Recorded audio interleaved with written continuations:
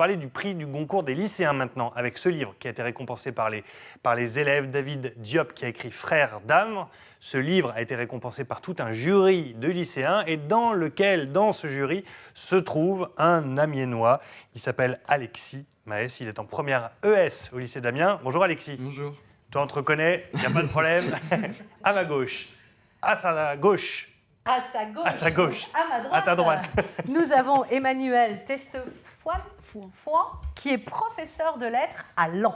Au lycée Pierre Méchain. À sa gauche aussi, prof à Amiens, au lycée Michelis, Marie Valin. Merci d'être là, Marie. Je vous en prie. Donc, à sa gauche également, Jeanne, qui est élève de terminale S. Voilà. Bon, ce prix... De première S, terminale, première S. Ce livre, Frères d'âme, donc récompensé par le prix Goncourt des lycéens. Alexis, tu as fait partie de ce prestigieux jury. C'est pas rien, quand même. Oui, avec ma classe aussi. Et moi, j'ai eu la chance de pouvoir participer d'abord aux délibérations régionales, puis aux délibérations nationales. Donc, c'était très, très intéressant et super enrichissant comme aventure. Comment on se retrouve embarqué là-dedans dans l'aventure du Goncourt? Déjà par un projet porté par ma prof de français et la prof documentaliste de mon lycée. Donc au début, on est un peu réticent parce qu'on a 15 livres à lire en 2 mois. Mais après, on est très heureux de pouvoir rencontrer des auteurs vivants. Ça change beaucoup de ce qu'on lit d'habitude. Et surtout de participer à des débats comme ça, c'est vachement intéressant. On voit quelques photos. Marie, pour vous, c'était une évidence de les embarquer, vos élèves, comme ça, dans l'aventure du Goncourt? Ah oui, mais c'est un projet qui me trottait dans la tête depuis plusieurs années. Il faut sauter le pas, hein, parce qu'on sait que c'est un projet quand même lourd, hein, 15 romans à lire comme ça en 2 mois, qu'on découvre en même temps qu'eux, hein, à la rentrée. Le 7 septembre, ça y est, la liste tombe, on récupère les lots de livres vers le 20 septembre, et il faut être prêt à voter pour le 10 novembre. Oui, c'est ça. Il faut avoir lu les livres, connaître de quoi on parle, ce dont on va voter, en fait, et parler aussi. Voilà. Mais dans votre sillage, et c'est ça qui intéresse Anne aussi, c'est que vous avez embarqué d'autres lycées dans l'aventure, dont Laon. Et oui. C'est ça l'idée, hein? C'est ça l'idée. Ouais. Mais justement, moi, je voulais savoir, pour le Goncourt des lycéens, comment ça se passe? C'est un lycée qui fait une démarche en disant « moi, je veux y participer cette année » ou on vous désigne? Alors non, il y a une sorte d'appel à projet, hein, si vous voulez, vers le mois de mai-juin. On pose sa candidature, donc en binôme, hein, souvent le professeur de lettres et le professeur documentaliste, donc dans mon lycée Nathalie Kaskina. Et puis donc on décrit les activités qu'on pense mener avec les élèves. Et puis on est sélectionné par l'inspection. Et donc, vous avez emmené le lycée de Laon avec vous? Et je pense que le lycée... Non, en fait, chaque lycée, vous aussi, Voilà. vous avez chaque fait... professeur qui souhaite participer au concours pose une candidature avec sa collègue documentaliste. L'inspection valide et en fait, c'est des candidatures individuelles. 2 lycées sont retenus par académie. Et donc, pour l'académie d'Amiens, le lycée Michelis et le lycée Pierre Méchain. Mais en fait, ce sont des candidatures individuelles qui portent aussi le prix Goncourt pour l'ensemble du lycée, pour que les autres élèves qui ne participent pas au jury puissent avoir cet élan vers la littérature contemporaine. Alors Jeanne, ça fait quoi de participer à cette aventure du Goncourt comme ça et de savoir que sa propre voix compte aussi pour récompenser un ouvrage? C'est super et c'est assez impressionnant parce qu'on se dit, pour une fois, on change un peu des critères, c'est toujours un peu les adultes Et en fait, on dit souvent les jeunes n'aiment pas lire, tout ça, mais en fait c'est faux parce que tout de suite on est à fond dans le projet, on se dit oh cool.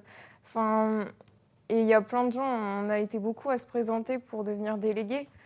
Et on était vraiment tous très très motivés à Metz, on était vraiment...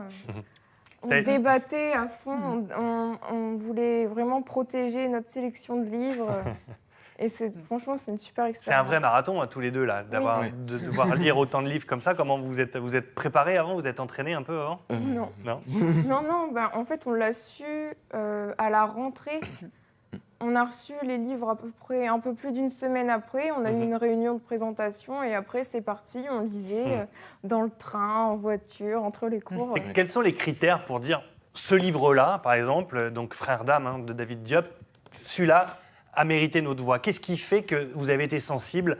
C'est un style d'écriture, c'est l'histoire, c'est la fin, c'est les personnages? Ouais, c'est le sens. Moi, pour moi, c'était le sens moral qu'il y avait derrière et aussi comment j'avais accroché au livre. En fait, vu que j'étais pas un gros lecteur de base. Enfin, si j'accrochais plus au livre, forcément, Au roman, forcément, ça m'attirait plus et donc j'avais plus envie de porter ma voix sur celui-là. Mais après, oui, c'est un ensemble aussi, au fur et à mesure des débats aussi. C'est que il y a différents axes de lecture pour chaque roman. Et les autres délégués des autres classes ou des autres régions pour les délibérations nationales n'avaient pas toujours les mêmes angles de lecture. Et donc, ça ouvre des portes aussi pour mieux comprendre le livre ou le comprendre autrement. Ce sont les images de la finale, là, qu'on Ouais. voit. Ouais, c'est ça.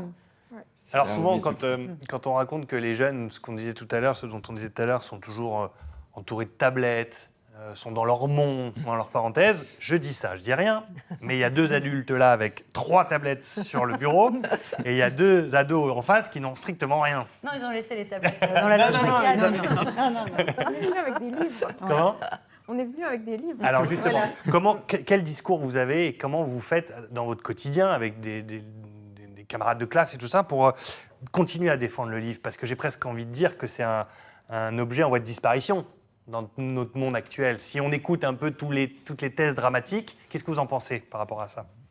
Oh, je pense pas. Je pense que ça va quand même continuer longtemps, les livres. Enfin, c'est important et je pense que... Enfin, maintenant, il y a beaucoup de tablettes, de lecture, tout ça. Mais je préfère largement lire un vrai livre. Et il y a plein de gens dans ma classe qui pensent la même chose. Et je pense que c'est un peu une généralité. Alexis, d'où est venu l'amour de la lecture? Sont tes parents qui, tout petits, t'ont Alors, habitué à lire des bouquins en fait, non, mes parents, moi, ils m'obligeaient à lire m'obligeaient, entre guillemets, à lire des livres classiques. Ouais. Et en fait, j'ai redécouvert la lecture, en fait, avec cette aventure-là, parce qu'avant, je lisais pas du tout d'auteurs contemporains. Et maintenant, j'adore lire et je continue à lire encore et encore. Ça, vous confirmez, toutes les deux, les profs? Oui. Les lettres, heureusement, parce qu'en même temps, c'est ce qui... Oui. c'est Mais votre peut-être ce truc. qu'on pourrait dire aussi, c'est qu'en fait, les élèves, ils sont sensibles à une belle écriture. Ouais. Aussi bien leur faire découvrir Ronsard qu'ils n'iront jamais si on ne leur propose pas, qu'à une littérature contemporaine de grande qualité. Moi, je crois qu'on peut leur faire confiance. Il faut proposer simplement aux élèves des textes qui véhiculent aussi des valeurs humanistes. C'est le but de la littérature aussi, c'est transmettre aux élèves ce message des valeurs dont on a besoin aujourd'hui. Et le prix Goncourt le propose tout à fait. Marie, le mot de la fin, parce que c'est déjà fini. Ça Mais passe je suis vite. tout à fait d'accord. Voilà. Mais pour vous, c'est une réussite, c'est un gage de Oui, réussite de les avoir c'est une engagés. réussite. Oui, tout à fait. Voilà.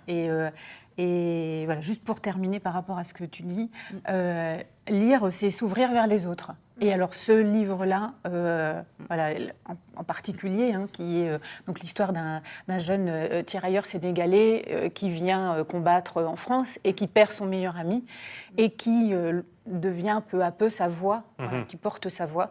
Et ouvrir un livre, c'est découvrir la voix de quelqu'un d'autre, c'est découvrir les autres, aller vers les autres. Très bien. Et Merci. les jeunes lisent. Et faisons confiance à notre jeunesse. Très bien. Ben voilà, merci pour ces mots rassurants. Merci beaucoup, tous les quatre, d'être venus sur ce plateau. Anso, Très très vite, il faut Anso, aller des voir photos. Gontran. Pas beaucoup de photos, j'en ai une à vous montrer. Elle est signée Mylène, qui habite Tourcoing, qui justement, à cause de Gontran, a pensé aux petits objets que sa sœur fabrique pour faire ses petits marchés de Noël, puisqu'elle vend ses petits objets sur les marchés de Noël. Donc c'est éphémère, c'est raccord avec Gontran. Ah ben, très bien. Allez. Gontran qu'on va retrouver en direct tout de suite. On file à Amiens, on le retrouve dans cette boutique éphémère. Merci à tous les quatre, bravo. Merci.